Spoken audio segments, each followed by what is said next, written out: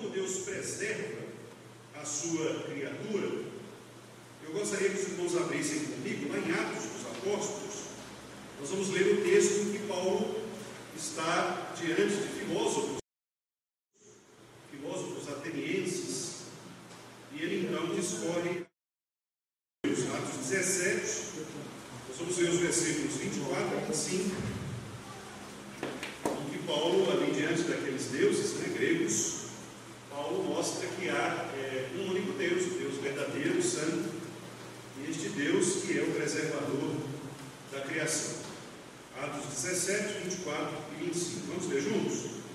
O Deus que fez o mundo e tudo o que nele existe, sendo ele Senhor do céu e da terra, não habita em santuários feitos por mãos humanas, nem é servido por mãos humanas, como se de alguma coisa precisasse, pois ele mesmo é quem a todos dá vida, respiração e tudo mais. Então veja como que Paulo ele é bastante claro, neste ensino de que Deus ele não precisa do ser humano, ele não precisa da criatura, não só do ser humano, mas de qualquer ser, da sua criação.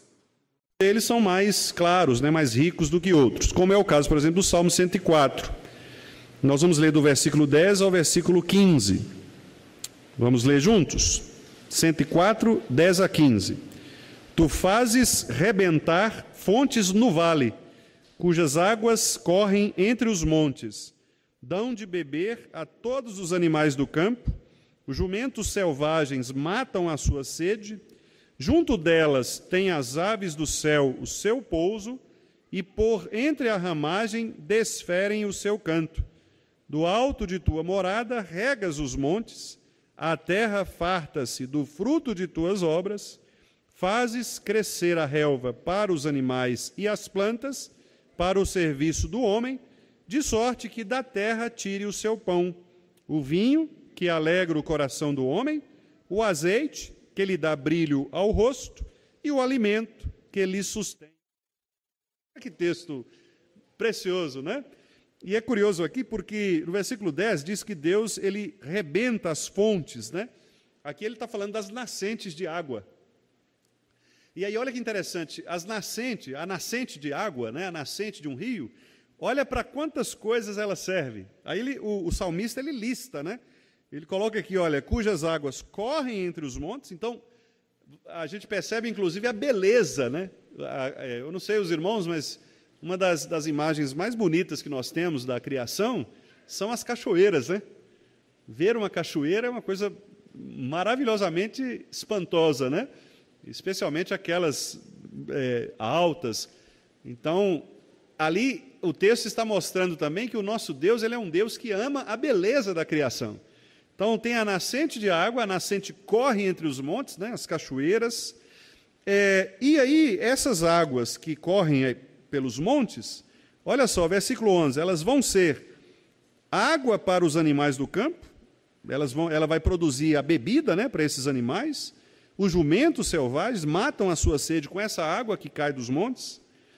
Junto delas, dessas águas, vêm as aves do céu, fazem o seu pouso. Olha que imagem bonita, Quem aqui nunca já viu aquela imagem de um pássaro, de uma águia, um pássaro vindo assim sobre um rio, por exemplo, pegando um peixe, ou no mar ali? Então, o salmista, poeticamente, ele está dizendo, olha, Deus, veja, a água, que talvez a gente olhe assim e não dê nenhum valor, é algo criado por Deus para nos trazer a beleza da criação divina.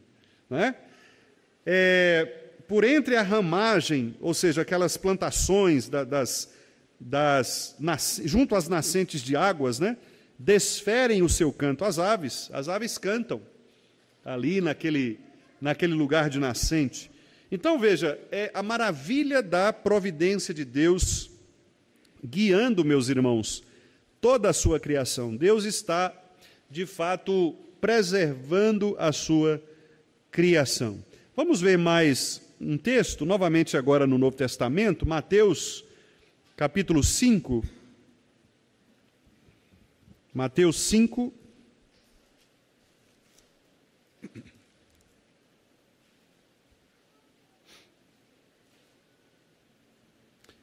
versículos 44 e 45.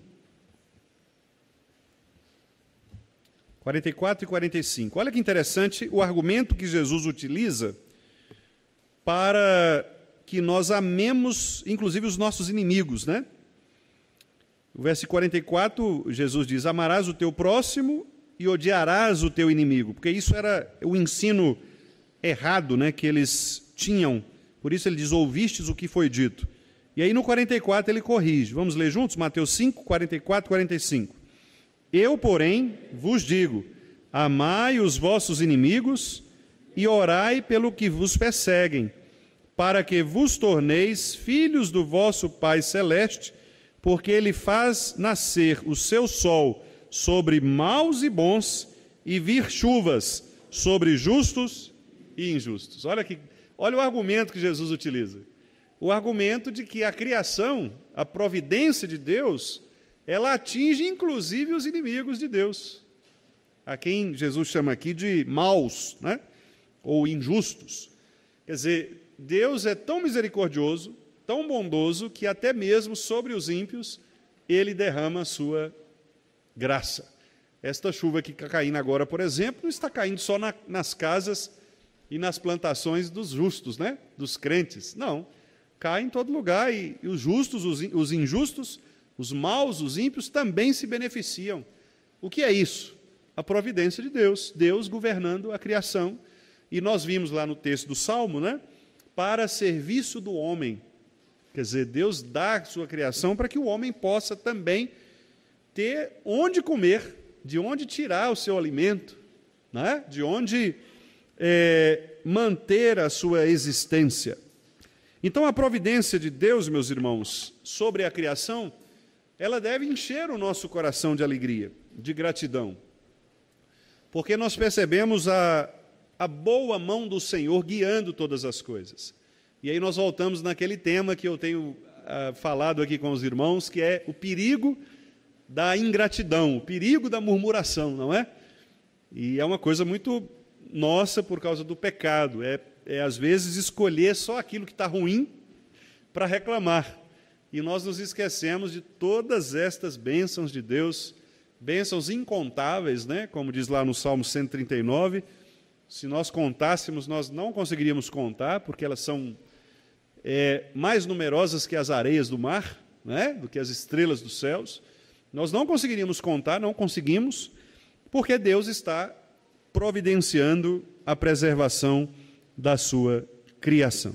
Então nós percebemos, meus irmãos, que a doutrina da providência de Deus sobre a criação deve nos motivar a abandonar esse pecado da murmuração, da ingratidão, nos fazer voltar para o Senhor, agradecer ao Senhor por tudo que nós temos, não é?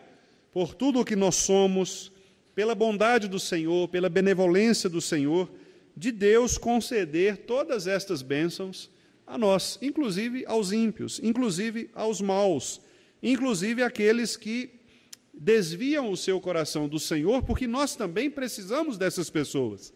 Nós precisamos do alimento. Você não compra no supermercado de pessoas crentes somente. Você não vai a um médico que seja crente somente médicos crentes, né? Você não faz a sua água da Copasa, a sua luz da CEMIG, você não recebe de pessoas que são necessariamente crentes. Quer dizer, nós somos beneficiados também por essas pessoas que são más, ímpias, injustas aos olhos de Deus, são pecadoras. Por quê? Pela preservação do Senhor sobre eles, né? E nós sabemos que, inclusive, a presença da igreja, a presença do povo de Deus neste mundo caído é o que faz Deus preservar o mundo. Lembram-se lá da oração de Abraão em relação a Ló? Senhor, se tiver 10, se tiver 50, se tiver 10, né? Não vou destruir. Porque o Senhor mantém sobre o seu povo esta dignidade. Então, o mundo só não é pior por causa da igreja. E, aliás, este é um impulso para que nós preguemos o Evangelho, né? É um impulso para que nós preguemos o Evangelho, para que a presença da igreja, a presença de pessoas justas, santas, sábias, possa, inclusive, preservar aqueles que são injustos e ímpios, e fazer com que a soberania da providência de Deus recaia sobre todos nós, inclusive sobre estas pessoas. Há um trecho aqui que o pastor Joel Bick cita, de Calvino, nas suas Institutas, comentando sobre isso, né? Calvino diz assim: pois até que os homens reconheçam que devem tudo a Deus, que são nutridos por seu cuidado paternal, que Ele é o autor de todo o bem deles, que devem buscar nada além dele, até que isso aconteça, eles nunca lhes servirão de coração. Não, a menos que estabeleçam sua completa felicidade nele, nunca se entregarão verdadeira e sinceramente a ele. Então veja, é exatamente o que acontece. A providência de Deus é um meio de pregação do Evangelho. Por isso Paulo diz lá em Romanos, capítulo 1, Paulo fala, olha, o eterno poder, a divindade, as coisas estão aí para mostrar para o homem que Deus existe, que Deus é bom. No entanto, o que os homens fazem? Eles sufocam essa verdade, suprimem essa verdade, estabelecem deuses próprios, negam o verdadeiro Deus e por isso acontece esta barbaridade aí. Eles se entregam a todo tipo de promiscuidade, todo tipo de pecado. Então, meus irmãos, esse é o primeiro aspecto, a providência de Deus na preservação da criação. E eu quero encerrar esse tópico lendo o texto de Hebreus, capítulo 1. Os irmãos abram lá, por favor, Hebreus, capítulo 1, que associa a preservação das coisas criadas à pessoa de Jesus Cristo. Nós sabemos que, como disse Paulo aos Colossenses, todas as coisas foram criadas em Cristo. João nos diz no seu Evangelho que sem Cristo nada do que foi feito se fez. E agora nós lemos aqui em Hebreus 1, versículo 3, a verdade de que a criação ela é sustentada pela palavra do poder de Cristo. Vamos ler então Hebreus 1:3. Ele, que é o resplendor da glória e a expressão exata do seu ser, sustentando todas as coisas pela palavra do seu poder. Até aí tá bom, Então quer dizer, Cristo, ele é o resplendor da glória de Deus, a expressão do ser de Deus, e o que ele faz?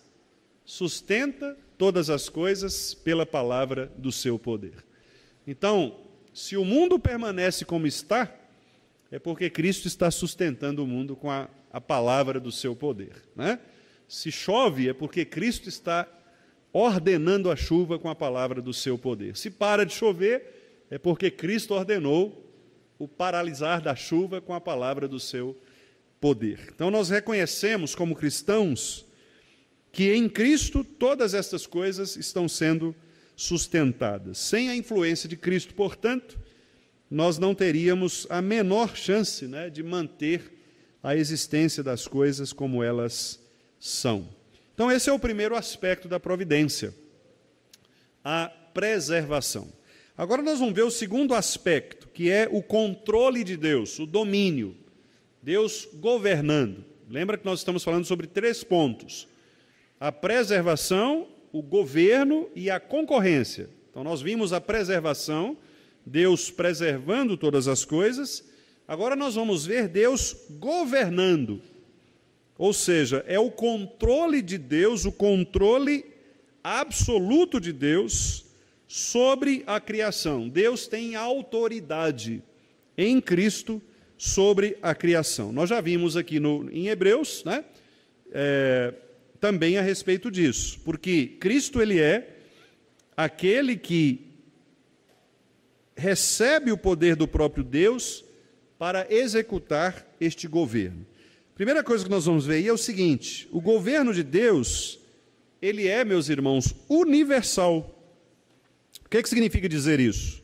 Significa dizer que Deus controla tudo, absolutamente tudo, desde as grandes nações, os grandes poderes, os mares, os vulcões, as coisas grandes deste mundo, como também as coisas pequenas, como um vírus.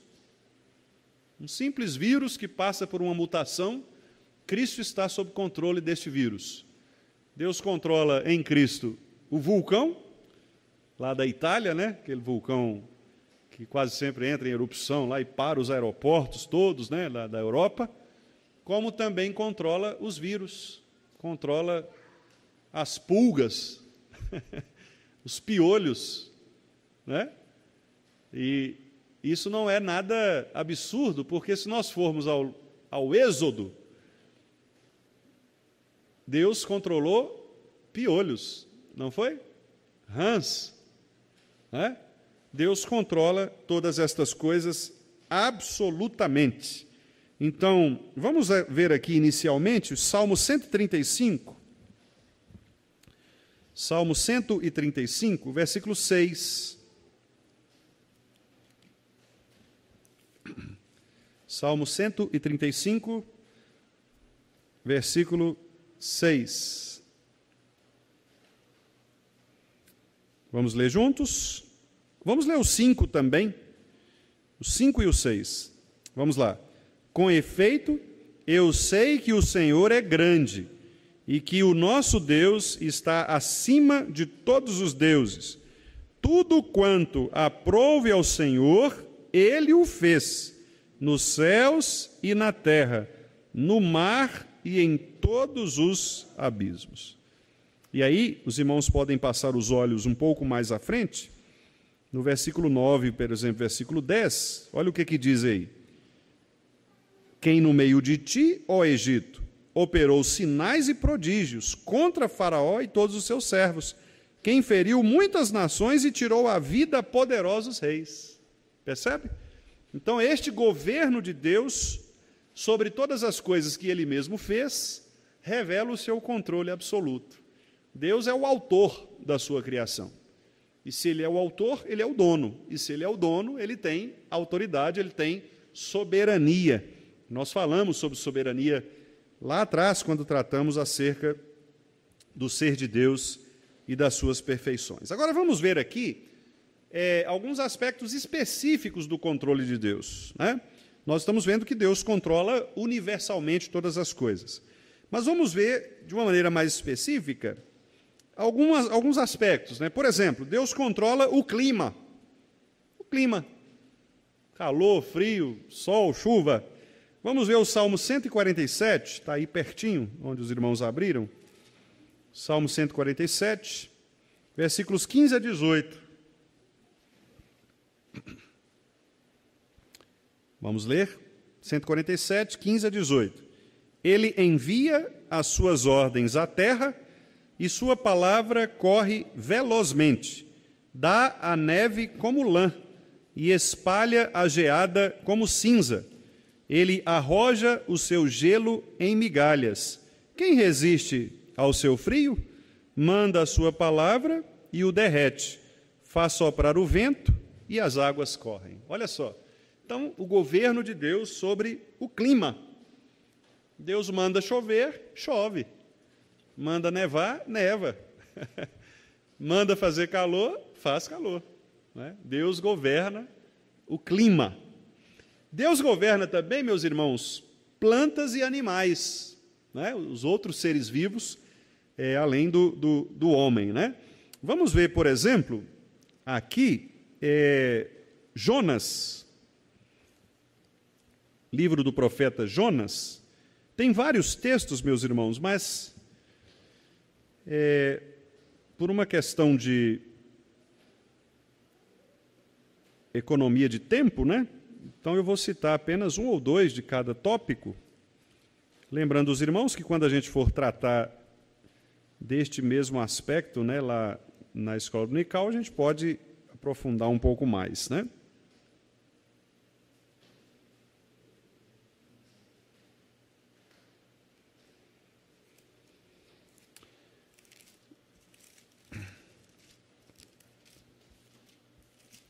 Jonas, capítulo 1.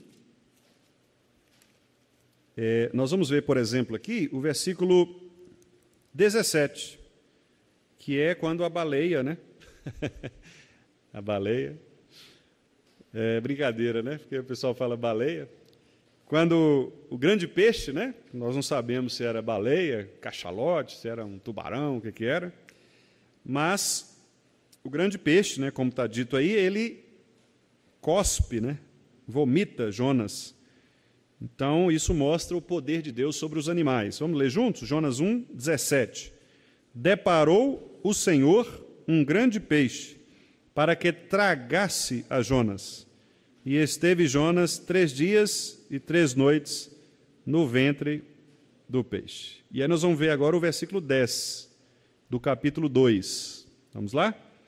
Falou, pois, o Senhor ao peixe, e este vomitou a Jonas na terra. Então Deus tanto fez com que o peixe engolisse, quanto fez com que o peixe expelisse, né? Deus governando os animais. E também as plantas. Aqui mesmo em Jonas, nós vamos lá no capítulo 4, e nós vamos ler o versículo 6. O iniciozinho do versículo 6. Vamos ver? Jonas 4, 6. Então fez o Senhor Deus nascer uma planta que subiu por cima de Jonas. Está vendo? Então Deus fez nascer a planta para que cumprisse um propósito. Está dizendo aí, para que fizesse sombra sobre a cabeça de Jonas. Mas aí depois, no versículo 7, olha o que diz. Mas Deus, no dia seguinte, enviou o quê? Um verme que matou a planta. Então Deus, ele controla animais e vegetais, animais, plantas, né, do modo como ele quer, porque ele tem controle sobre estes seres. Deus também controla, meus irmãos, as nações. Nós já vimos isto lá no Salmo que lemos, mas vamos ler agora no profeta Daniel. Profeta Daniel, nós vamos ver o capítulo 4, versículo 17. Daniel 4, 17.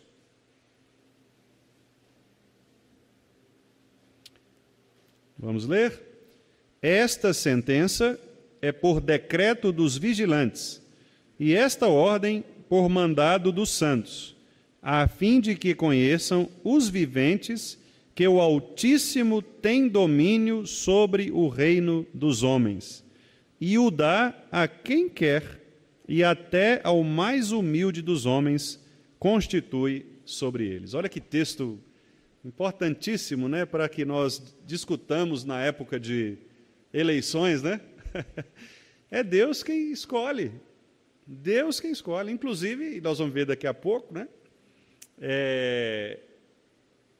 Em concorrência com as ações dos homens. Deus permite que muitas vezes nós erremos para que sejamos, por exemplo, corrigidos, sejamos perseguidos, quem sabe. Mas quem coloca lá efetivamente é Deus. Quem tira e quem põe é Deus, como está aqui no profeta, né? Para que saibam que é o Altíssimo que tem domínio sobre o reino dos homens. E é Ele quem dá, e ao mesmo tempo é Ele quem tira. E Ele coloca lá quem Ele quer. Pode ser uma pessoa bastante humilde, que talvez nem tivesse liderando as pesquisas, né? E Deus coloca ali aquela pessoa porque Ele governa as nações. Quarto lugar, Deus governa também sobre os eventos de cada vida humana. Com isto, nós queremos dizer que Deus não está apenas governando as pessoas em geral. Deus está governando a irmã Beth, uma pessoa específica, uma vida específica. Deus está governando o André, o Levi, a irmã Luciana. Deus está governando pessoa, a vida específica, uma vida específica. E isso é muito interessante, porque isso nos dá o consolo de que você pensa assim, mas o mundo tem bilhões de habitantes, né? Será que Deus está preocupado com a minha situação? Está ouvindo a minha oração? Nós estamos aqui ajoelhados neste lugar, será que Deus tem tempo, né? Eu já disse aos irmãos que uma vez eu ouvi uma pessoa falando, alguém fez um pedido de oração e o pedido Era uma coisa simples assim, né? E alguém falou, você acha que Deus vai perder tempo com esse... Isso aí é coisa pequena, né? Deus tem coisa mais importante com que se preocupar, né? E, infelizmente, embora talvez a gente não diga isso, mas, quem sabe lá no fundo do coração a gente acaba pensando isso mesmo, né? Eu não vou pedir isso para Deus, é uma coisa tão pequena, né? Mas a providência de Deus nos mostra o governo de Deus sobre cada detalhe da vida humana, né? Cada detalhe. Então, não se acanhe em conversar com Deus na sua oração sobre qualquer assunto, ainda que os outros pensem que aquilo é de menor importância. Deus, Ele atende a sua menor petição, seu menor desejo, Ele ouve, né? Se Ele vai atender ou não, aí é a história dele, mas Ele ouve você porque Ele está disposto a isso, a cuidar de cada vida humana. E eu quero então levar os irmãos lá para Êxodo, capítulo 4, verso 11. Êxodo 4, verso 11.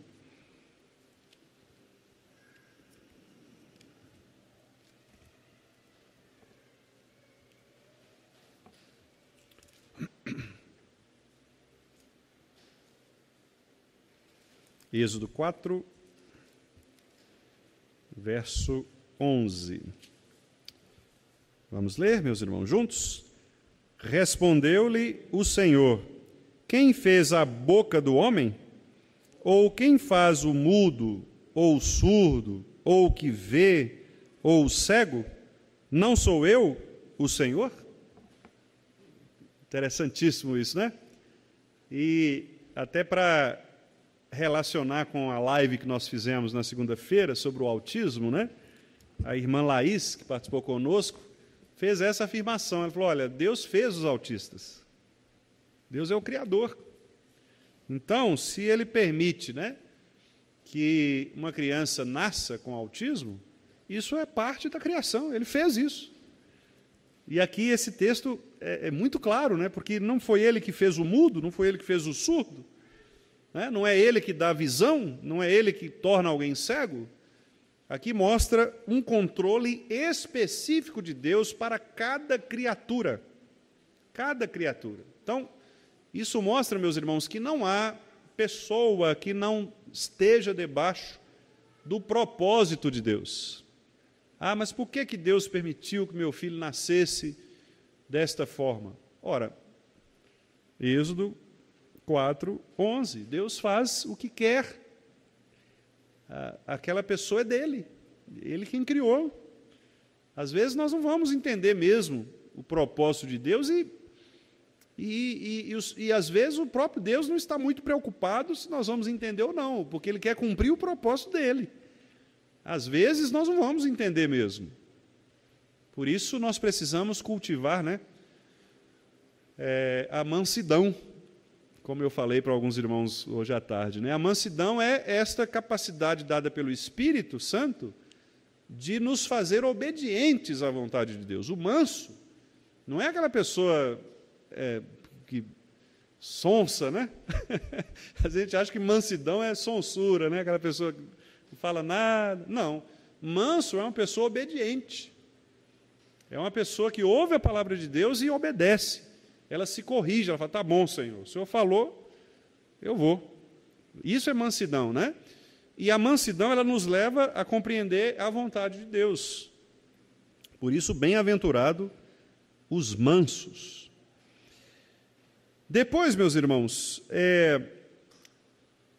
Deus controla cada aspecto, né? Deus também controla o coração do homem. Deus não é apenas soberano sobre as ações do homem, mas Ele controla o coração do homem. E os irmãos sabem, né, nós temos já falado aqui, que a palavra coração na Bíblia significa o centro de todas as nossas decisões, né? O que nós sentimos, o que nós pensamos, né, os nossos afetos. Então Deus inclina o coração do homem, a vontade do homem, de acordo com a soberania dele, né? Vamos ver um texto que trata disso? Provérbios 21, 1. Provérbios 21, 1.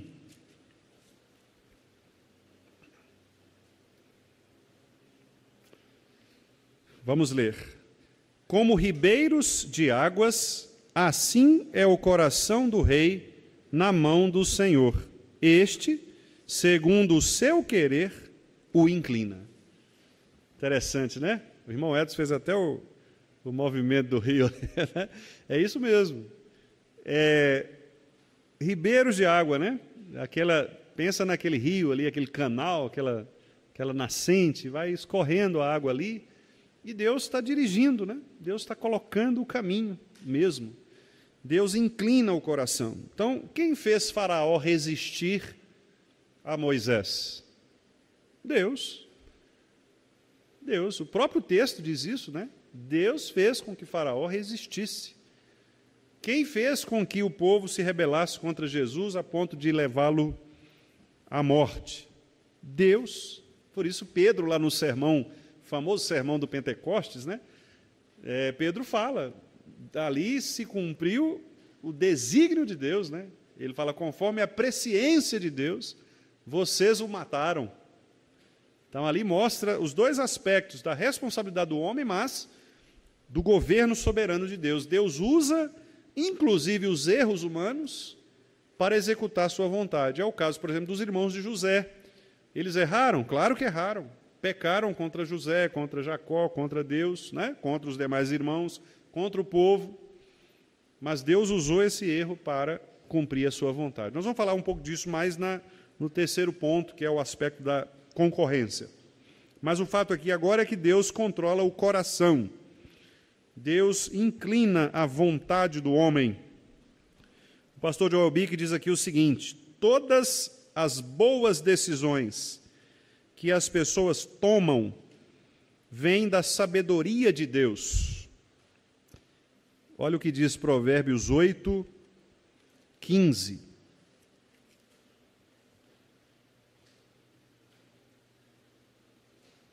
15 e 16. Vamos ler? Provérbios 8, 15 e 16. Por meu intermédio reinam os reis, e os príncipes decretam justiça. Por meu intermédio governam os príncipes, os nobres e todos os juízes da terra. Então, os irmãos veem que o coração desses reis, príncipes, juízes, são inclinados pelo Senhor. Todas as nossas decisões tolas, diz o pastor Joel Bick, estão sujeitas ao controle de Deus. Até mesmo a tolice, né? Como eu falei, a rejeição. Então, o que os nossos governantes fazem, as decisões que o Congresso Nacional toma, o presidente da República, os juízes do Supremo Tribunal Federal, todas estas coisas não fogem, meus irmãos, ao controle soberano de Deus no coração desses homens. Quem governa o coração do excelentíssimo senhor ministro Alexandre de Moraes é Deus.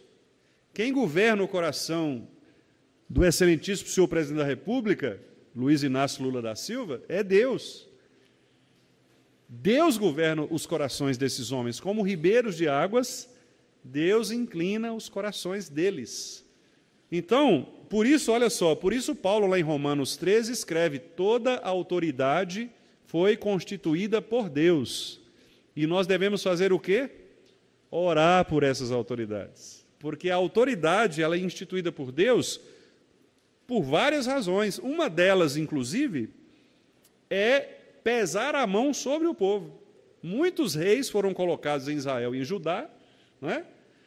Para punir o povo, para que o povo pudesse sentir a poderosa mão justa de Deus castigando, disciplinando, não é? Então, quem sabe o que nós temos vivido, né, não só no Brasil, mas em outros países, não seja exatamente uma forma de Deus também nos disciplinar como povo, como igreja, e nos fazer voltar os seus olhos para Ele. Eu quero ainda ler dois textos nesse aspecto, porque eu acho que ele é bem significativo para nós, e aí eu encerro com eles, porque não vai dar tempo de nós fecharmos aqui os 3 pontos, a gente deixa para o próximo estudo a conclusão deste e o terceiro ponto, que é a concorrência. Então vamos fechar com esses 2 textos. Vamos lá em 2 Samuel,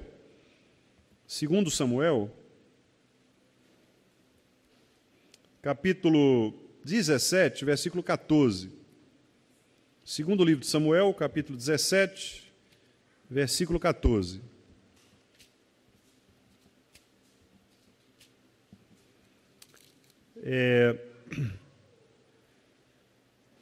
Olha só, vamos ler 2 Samuel 17, 14. Vamos ler juntos. Então disseram a Absalão e todos os homens de Israel: melhor é o conselho de Uzai, o arquita, do que o de Aitofel, pois ordenara o Senhor que fosse dissipado o bom conselho de Aitofel, para que o mal sobreviesse contra Absalão. Olha que interessante.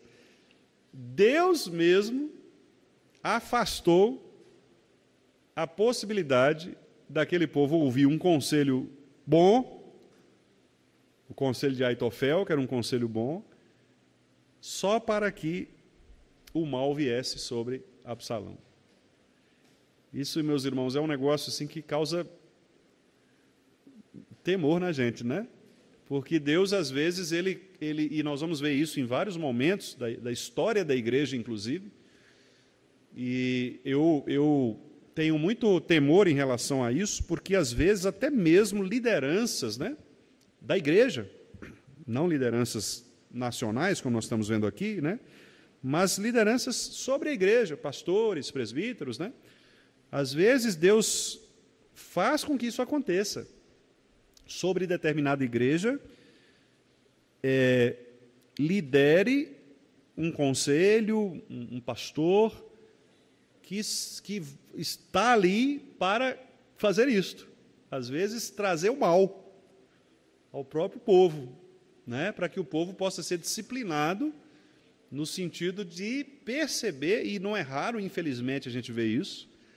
Quantas igrejas por aí sofrem, né? Não crescem, se dividem, têm problemas, porque tem lideranças más, né? Lideranças que não são conforme as instruções da palavra do Senhor.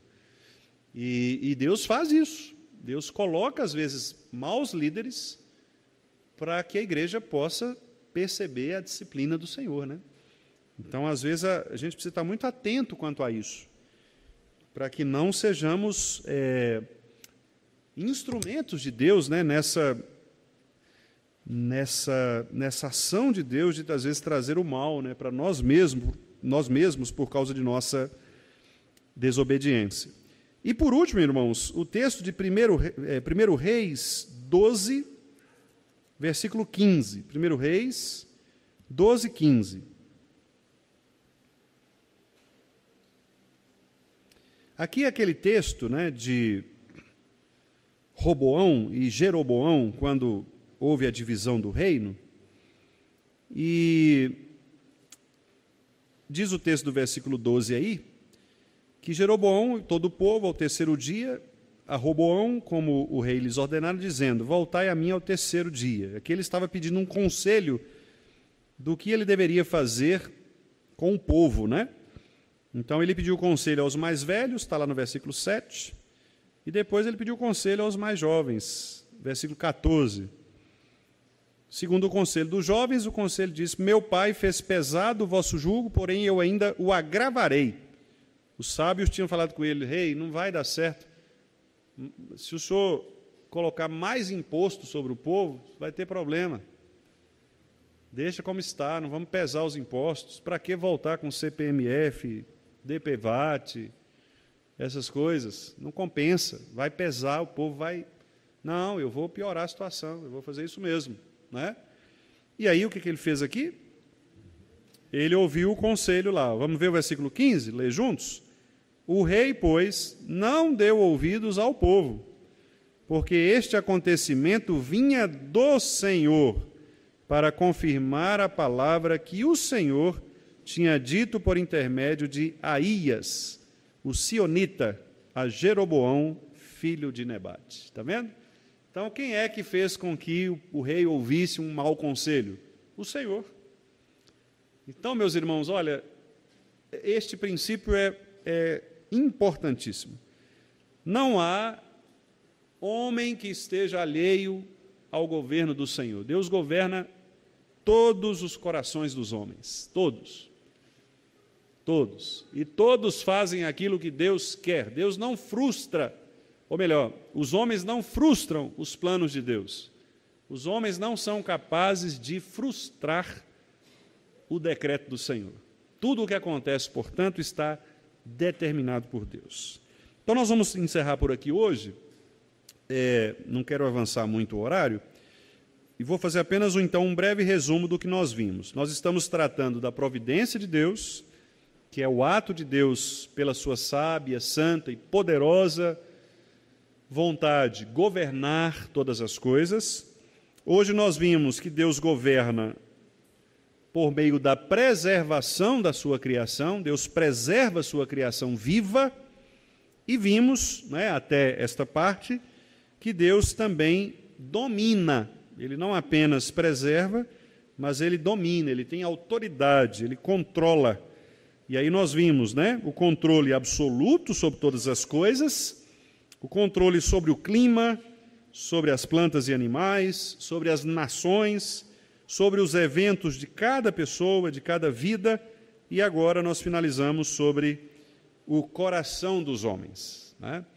No próximo estudo, a gente continua mostrando o governo de Deus sobre Satanás, sobre o pecado, sobre as hostes celestiais, E aí a gente caminha para fecharmos esse primeiro tópico da providência de Deus e da maneira como Ele sabiamente governa todas as coisas. Até aqui, meus irmãos, alguma pergunta ou algum comentário que os irmãos queiram fazer?